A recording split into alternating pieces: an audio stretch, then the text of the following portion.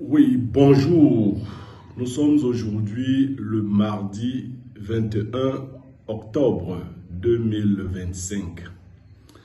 Avant de partager avec vous la sagesse de ce jour, permettez-moi de rendre un vibrant hommage aux victimes de l'accident des ECA qui a eu lieu le 21 octobre 2016.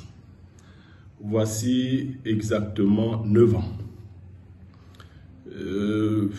Plusieurs d'entre vous êtes au courant qu'en cette année-là, un train a déraillé du côté des ECA et a fait de nombreux morts.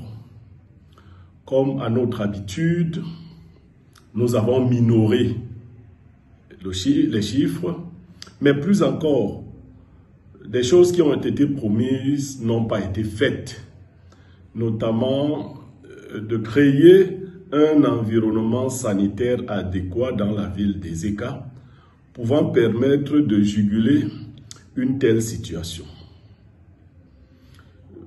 Mais, il faut le dire, l'état de la ville, globalement, s'est empiré depuis lors. Alors qu'on pouvait penser que cette ville avait payé une fois de plus ou alors une fois de trop un lourd tribut, parce que c'est l'une des plus vieilles villes coloniales, devenue aujourd'hui un vieux village, ne pouvant même pas être relié à un village tel que Boumyébel qui est dans sa circonscription. Mais tel n'est pas le propos. Nous voulions avoir une pensée pieuse à la mémoire de ceux qui ont perdu leur vie, mais également rendre hommage aux familles des victimes qui n'ont pas toujours été suffisamment prises en compte. Lorsque nous l'avons dit, nous revenons sur le propos du jour qui porte sur cette pensée. La pensée de l'homme est très souvent limitée par la pensée de son milieu. La pensée de l'homme est très souvent limitée par la pensée de son milieu. Qu'est-ce que cela veut dire? De quoi voulons-nous parler? Nous voulons dire qu'en effet, beaucoup de personnes ne manquent pas d'intelligence. Ces personnes, très souvent, manquent d'horizon. À chaque fois, je vais m'arrêter pour expliquer. Vous savez, la plupart d'entre nous sommes nés dans des familles très pauvres et dans un milieu suffisamment fermé. De sorte que notre pensée, par exemple, de la puissance matérielle, a été souvent circonscrite par ce que nous voyons autour de nous. Moi, je suis fils d'une maîtresse, c'est-à-dire une enseignante du primaire. Nous avons passé le clair de notre temps dans la ville de Mbalmayo à partir de mes 9 ans. Et dans cet environnement, je n'ai par exemple pas vu les gens avoir des grosses cylindrées. Je n'ai pas vu les gens avoir des domiciles très imposants. Je connaissais le revenu de ma maman avant qu'il ne soit divisé par la baisse drastique des salaires, qui oscillait entre 145 et 150 000 à cette époque. On peut dire que c'était beaucoup d'argent, entre guillemets. Du coup, mon rêve à moi était de devenir enseignant de lycée. Déjà parce que c'était ma vocation, je crois, d'enseigner, mais aussi parce que je pensais que cela me mettrait au-dessus de ma maman, parce que les enfants ont vocation à faire mieux que leurs parents.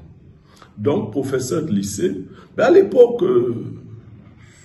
ça payait assez bien. Ils étaient dans environ 350 000 francs. Là aussi, j'étais au lycée mixte de Mbalmayo à l'époque et les professeurs avaient des véhicules, les professeurs de lycée. Mais ce n'étaient pas des véhicules imposants. Je veux le dire pour dire que dans cet environnement, j'avais aussi une pensée qui oscillait autour de cet environnement, qui naviguait là-dessus. Vous verrez que quand un enfant, par exemple, est issu de famille très modeste et qu'il se retrouve dans une famille riche, il est d'abord frappé par l'éblouissement. Ensuite, il arrive que quand il va chez ses parents, ses géniteurs, sortant de chez ses tuteurs, qu'on lui rappelle de ne pas prendre les habitudes du nouveau milieu où il est. En fait, celui qui est, par exemple, pauvre matériellement, ne pense pas à la richesse matérielle comme étant quelque chose qui peut aller au-delà d'une certaine mesure qu'il s'est fixée lui-même ou que son environnement lui a fixé. On finit donc toujours par penser à la taille de son environnement. Il y a des exceptions, mais l'exception ne permet que de confirmer la règle. Vous verrez l'histoire de cette jeune fille qui s'est accoquinée d'un grand footballeur et qui a commencé à rêver grand.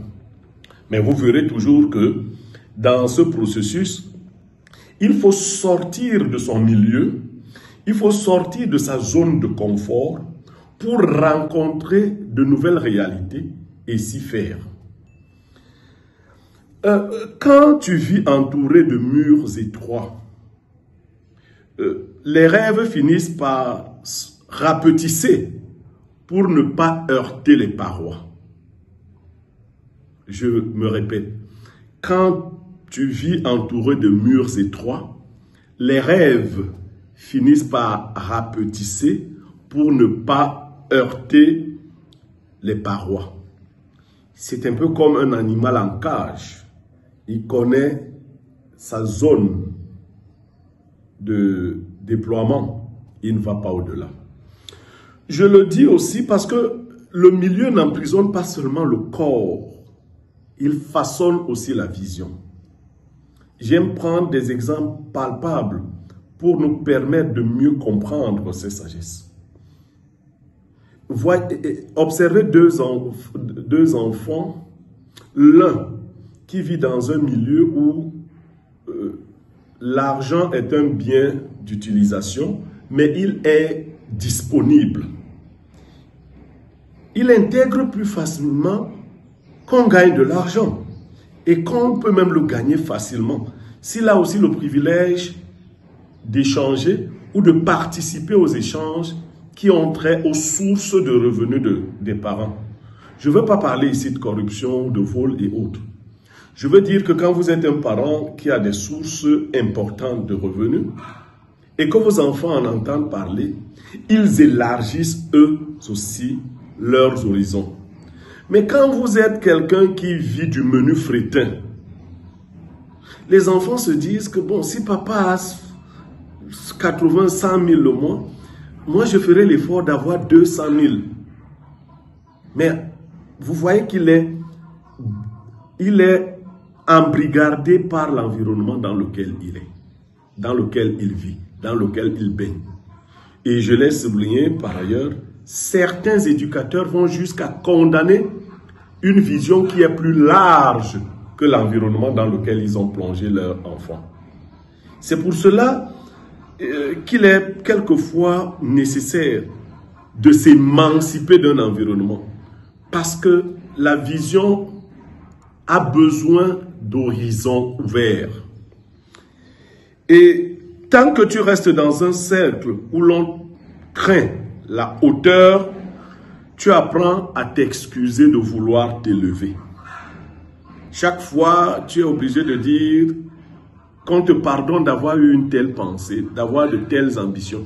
Et d'ailleurs, quelquefois, quand les enfants du pauvre causent et qu'ils parlent d'avoir de grosses maisons, en fait, eux-mêmes disent que ce n'est que de l'utopie. Ce n'est pas de l'utopie. Les rêves ou l'utopie sont la base, le fondement qui permet à l'homme de se projeter. Il faut donc sortir de sa zone de confort, voir plus loin si on veut aller plus loin. La pensée détermine le devenir de l'homme.